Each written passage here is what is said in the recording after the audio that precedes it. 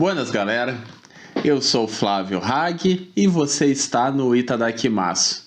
E hoje a gente está chegando para um vídeo de uma das obras mais aleatórias aqui do canal. E que eu vou dizer para vocês, ela me surpreendeu demais. Hoje a gente vai falar de Sankariya.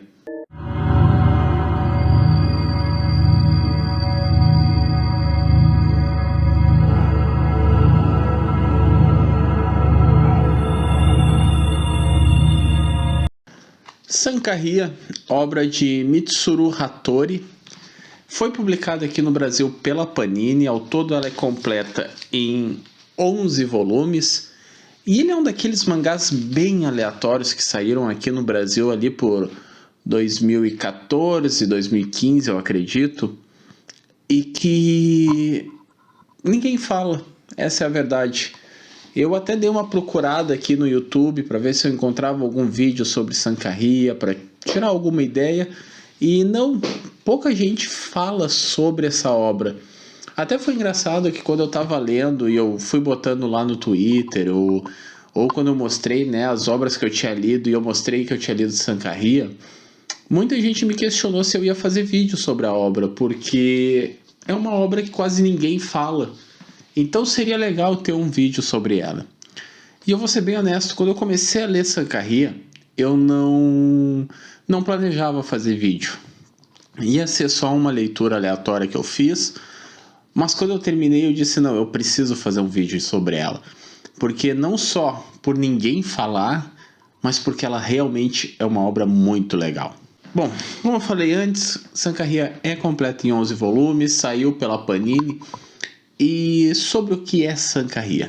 Aqui a gente vai acompanhar a história de dois personagens principais, tá? A garota, que é a Ria, né? Na verdade, o sobrenome dela é Sanka, o nome é Ria. E aí ficou Sankariya, né? Mas quando a gente fala certo seria Ria Sanka. E o outro personagem é o garoto, o Furuya. Eu vou ter que procurar ele aqui porque todas as capas são a Ria. Então não temos o Furuya aparecendo. Deixa eu ver se eu acho ele aqui na primeira página. Não, a primeira página também é a Ria. Aqui. Esse garoto aqui é o Furuya. A verdade é que a nossa história, o nosso narrador é o Furuya. Ele é um garoto que ele é fissurado por zumbis. Ele é apaixonado, ele adora filmes de zumbi, ele tem bonecos de zumbi na coleção dele. E o sonho dele é conhecer uma garota zumbi. Logo ali no começo do mangá, a gente descobre que o gato dele faleceu. E por algum motivo, ele tem uma receita para ressuscitar seres mortos, né? Ele tem uma receita para criar zumbis. Nessa receita ele tem ali os ingredientes e ele está tentando ressuscitar o gato dele. O primeiro capítulo é ele tentando, porque ainda falta um item na receita. Então ele ainda não sabe qual é o último item. Nisso a gente vai conhecer a Ria, porque eles se conhecem de uma forma bem aleatória. O Furuya está numa... Não. O Furuya, ele tá numa construção abandonada, tentando criar a poção para ressuscitar o gato dele. E nessa construção abandonada, a Ria vai para desabafar os seus problemas, né? Ela tem alguns problemas, já vamos falar deles, e ela vai lá para desabafar. E acontece então que eles se conhecem dessa forma, porque ela tá lá desabafando, ele tá lá tentando ressuscitar o gato dele e eles acabam se encontrando. Bom, depois de se conhecerem, a Ria decide ajudar o Furuya a ressuscitar o gato, a procurar qual é o último ingrediente. E aí algumas coisas vão acontecer novamente, né? Esse ainda é o primeiro capítulo e eles descobrem qual é o ingrediente secreto que cria a poção mágica. E eles fazem a poção e eles ressuscitam o gato, né? O gato volta à vida, ele vira um zumbi. E aí, bom, acontecem mais algumas coisas. Como eu estava falando antes, a Ria tem alguns problemas pessoais. Ela ela é filha de uma família muito rígida. O pai dela também tem alguns problemas, também vamos falar um pouco. Então a relação dela com o pai é bem perturbada. E a Ria quer fugir de casa, ela não aguenta mais isso. E ela chega num ponto que ela prefere tirar a própria vida, ter que continuar. Ela não faz, ela tenta se matar bebendo a poção mágica, mas não faz efeito nela a poção. E algumas coisas mais acontecem. Até que, no finalzinho do primeiro volume, a Ria acaba morrendo. Ela tem uma briga com o pai dela, ela cai de um precipício e ela morre. Só que como ela tinha tomado a poção antes, ela volta à vida como uma zumbi.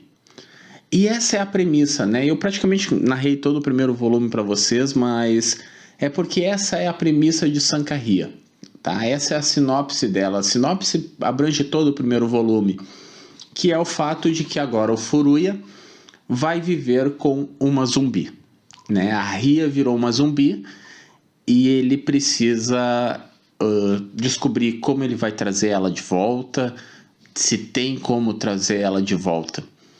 E aí, todas as coisas que isso vai acarretar. Num primeiro momento, quando a gente olha as capas de Sankharya, principalmente as contracapas, porque assim, a capa principal é uma capa bem normal, essa aqui é o volume 1, né? Só que aí a gente vai virar e vamos ver a segunda, a contracapa. E bom, o que eu vou dizer para vocês? Num primeiro momento, a impressão que passa é que Sankharya vai ser um mangá ecchi. E essa era uma impressão que eu tinha, e até por isso eu tinha me afastado completamente desse mangá. Eu não ia ler ele.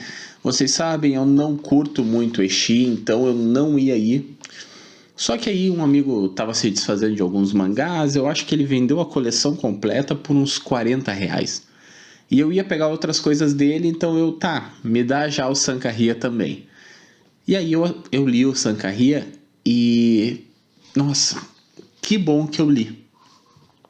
Porque ele não é nada do que eu esperava que ele fosse ser.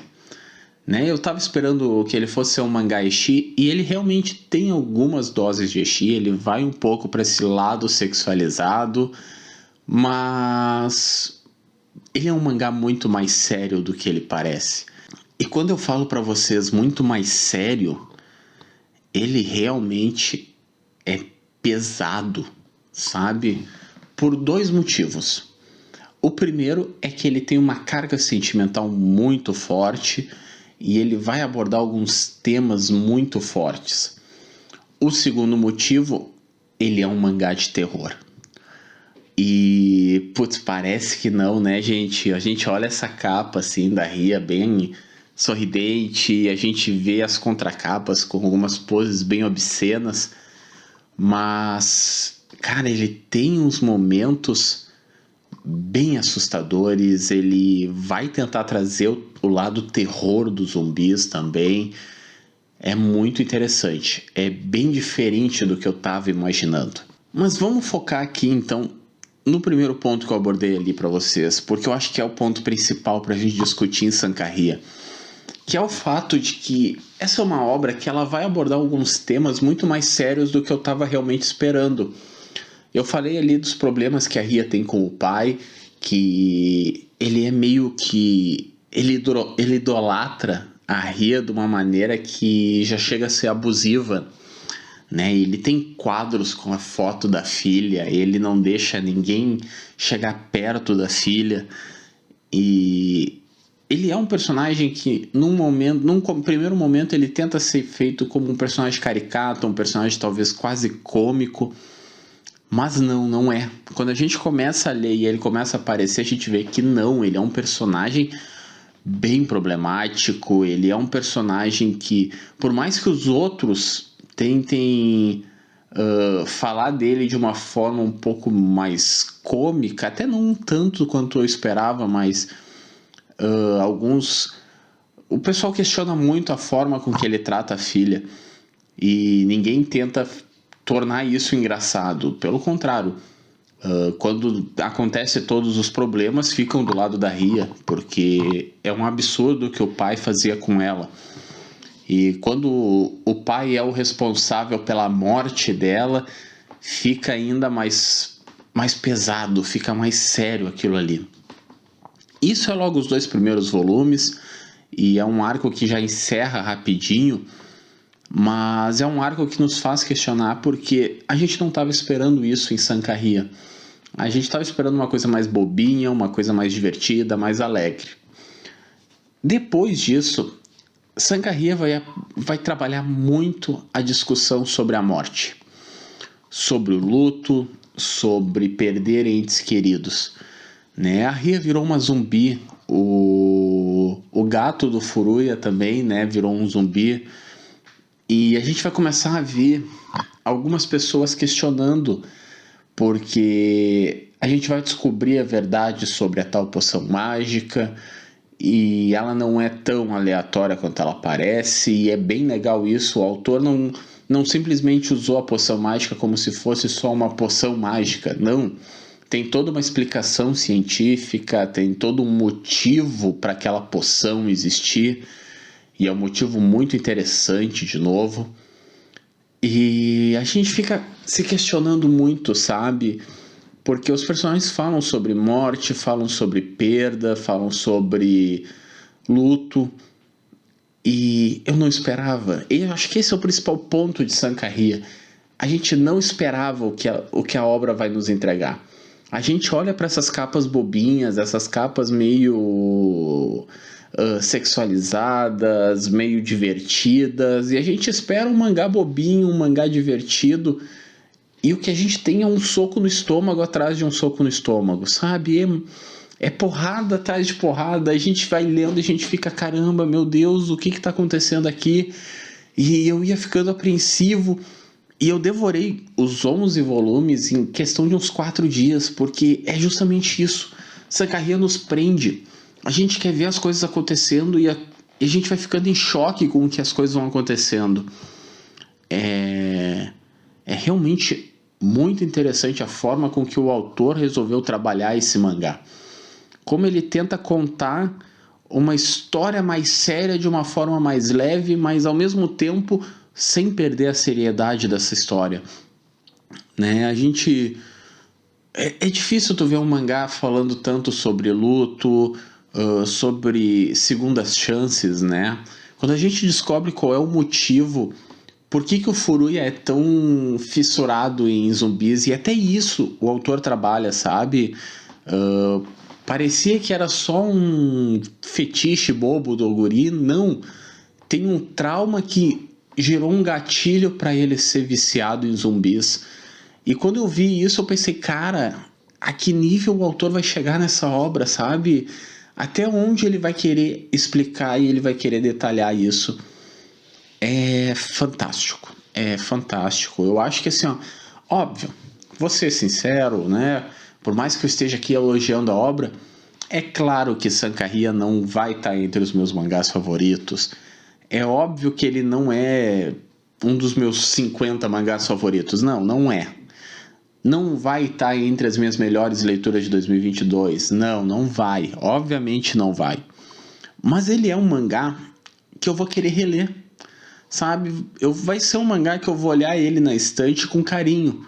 Eu vou lembrar dele de uma forma muito positiva. E eu vou querer reler, eu vou querer pegar em algum momento, daqui 1 ano, 2 talvez, eu vou querer pegar para ler de novo, porque eu vou lembrar que é uma sensação gostosa de ler. É um mangá que prende, é um mangá que diverte, é um mangá que faz a gente questionar. E vamos ser honestos, pessoal, vamos olhar, olha essa capa do volume 2.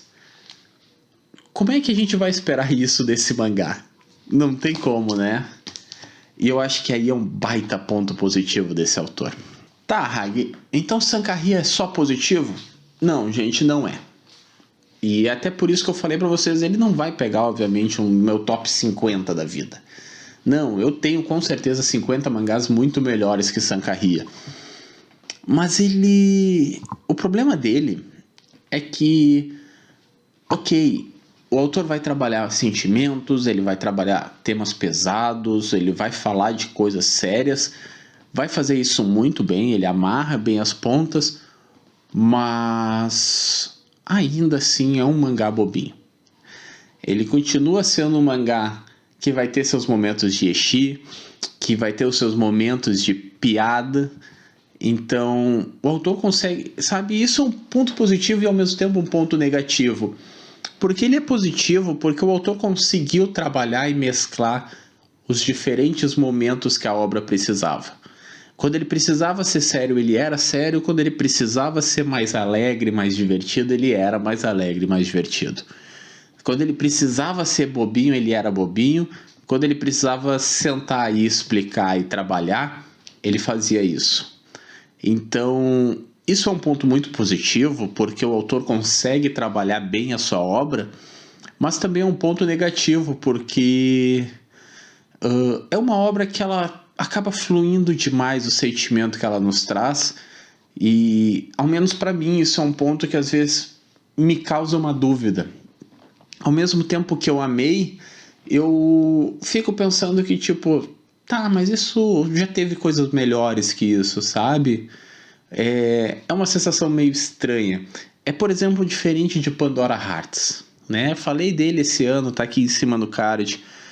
Pandora Hearts vai estar entre as minhas 10 melhores leituras desse ano, e Pandora Hearts quase entrou no meu top 10 de mangás. Porque Pandora Hearts é alucinante. Ele é um mangá que a gente viu que ele foi feito para ser um mangá top 10 da vida de alguém. Ele foi feito para ser um mangá que as pessoas vão ler e vão dizer: caramba, gente, isso aqui é perfeito. Sabe? Sankaria não foi feito para isso.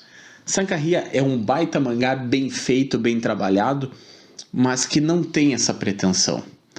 E a gente já falou muito sobre isso aqui no canal, né? Sobre os mangás que não tem essa pretensão. Ele só quer ser bom, ele só quer contar a sua história. E Sankaria faz isso muito bem. Eu acho que se eu tivesse que botar um grande pecado do autor, seria o último capítulo. E a gente vem de novo naquilo, né? Poxa, é sempre o último capítulo, né? Quantos mangás eu já não falei aqui que pra mim decaíram no último capítulo? A Uno Flag pra mim é um dos mangás que eu acho que deu uma decaída ali na reta final. O último capítulo pra mim é meio decepcionante, mas tem mais, eu já falei várias vezes sobre isso. E eu acho que o último capítulo de Sankaria também dá uma decepcionada. Eu acho que ele podia estar muito melhor pra mim se o autor tivesse tido mais coragem.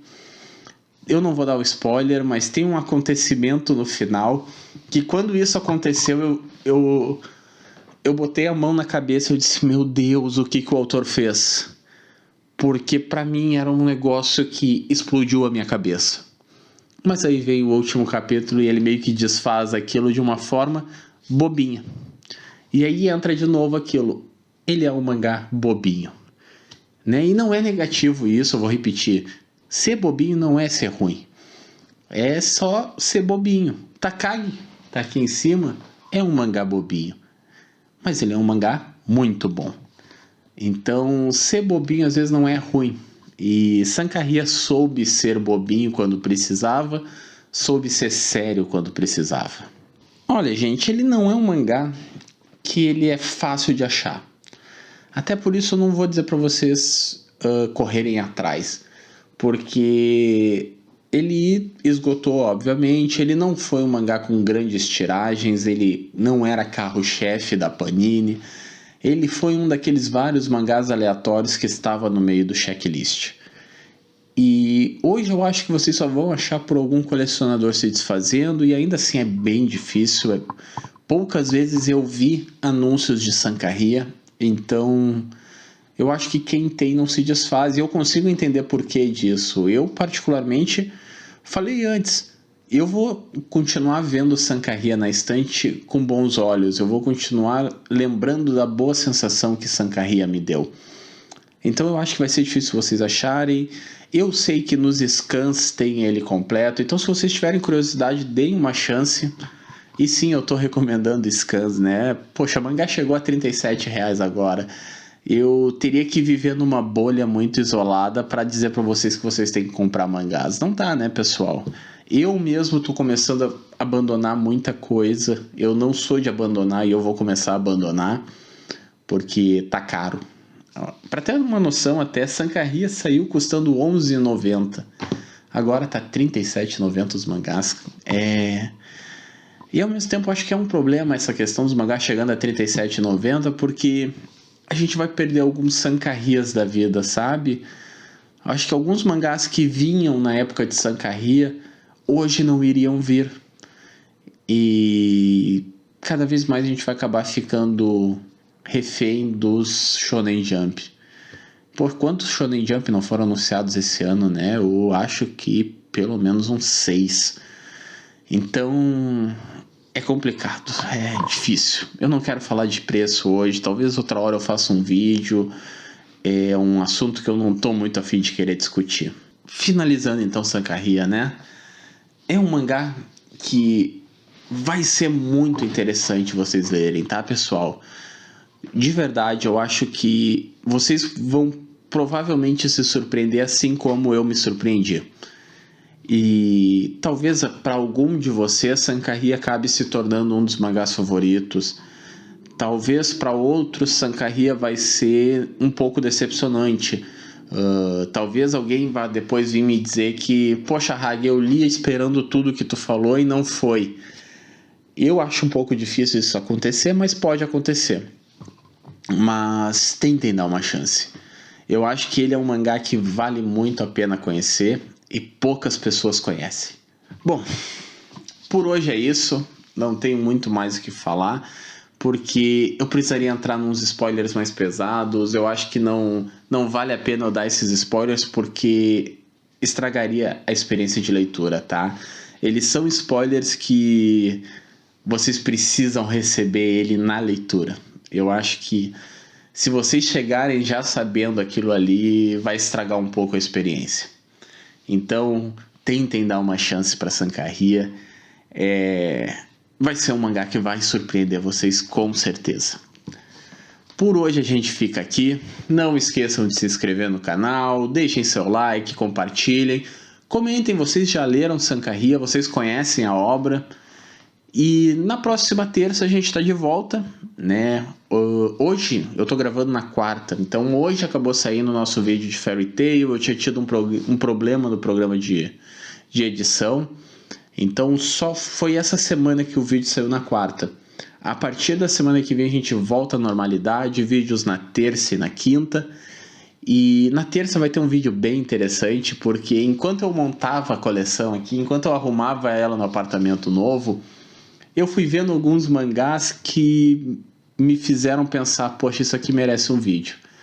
Então voltem na terça, porque eu vou fazer um top 10 mangás que podem ganhar vídeo em breve. Voltem aqui para ver quais são. Até lá!